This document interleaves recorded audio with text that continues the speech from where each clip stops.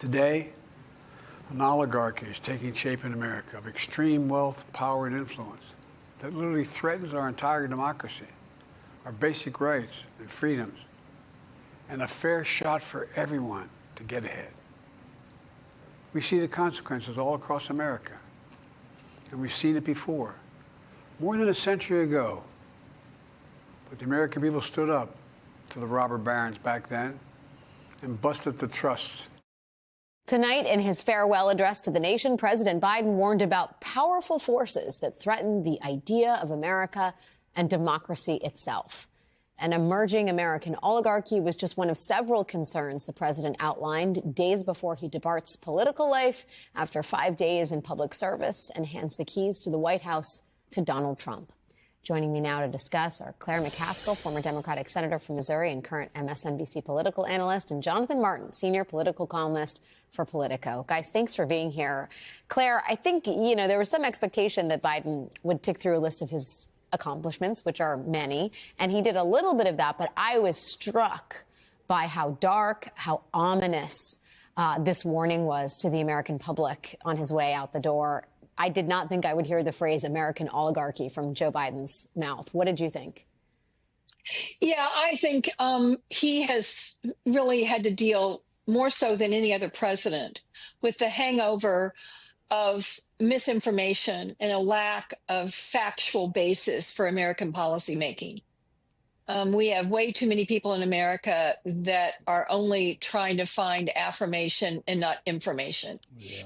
And I just want everybody to remember when they look on that inaugural podium on the day he's sworn in, a guy who supposedly is all about a populist movement and helping the little guy and who's been screwed over by the swamp and the deep state.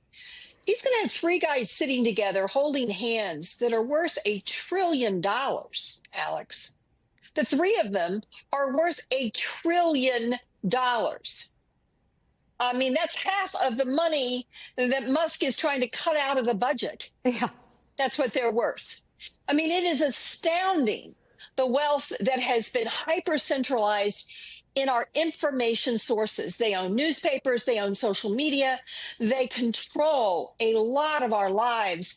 And once everybody gives up fact-checking, if the only people left are fact-checking are editors in just a few news outlets, we're in more trouble than I think people realize. I think that's what Joe Biden was trying to do tonight. I thought it was strong and bold. Yeah. I was glad he didn't tick off all the list. I was afraid, like you, that's what he would do. I can hear you saying, yeah, J. Mart, and I want to get to you because I want to play a little bit more sound, getting right at what Claire is talking about, the misinformation and the erosion of the Fourth Estate. Let's take a listen to what Biden had to say. This is a piece of sound 1B, control room. Americans are being buried under an avalanche of misinformation and disinformation, enabling the abuse of power.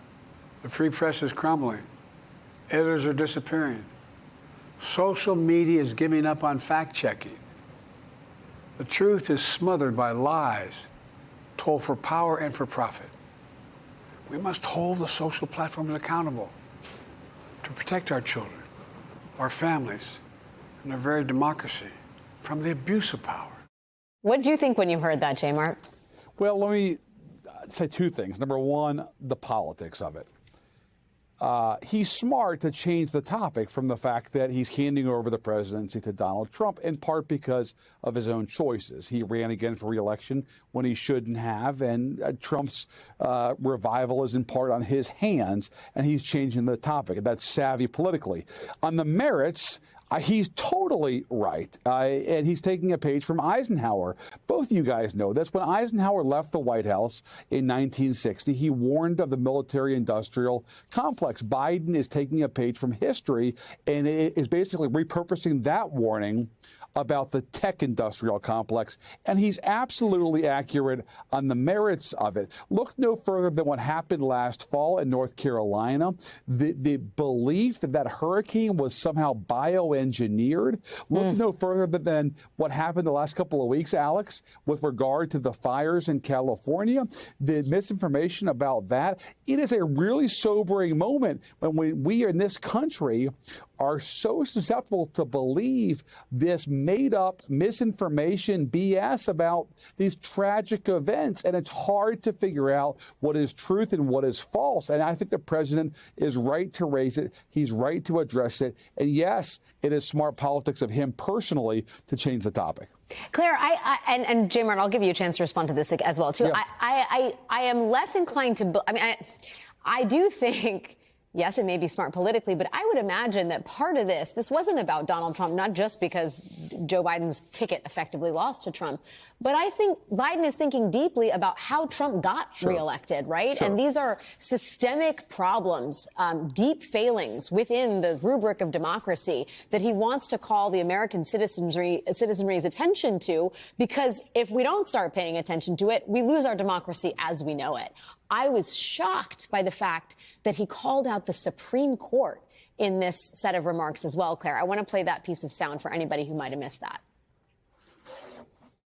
We need to enact an 18-year time limit, time and term, for the strongest ethics and the strongest ethics reforms for our Supreme Court. We need to amend the Constitution to make clear that no president is immune from crimes that he or she commits while in office.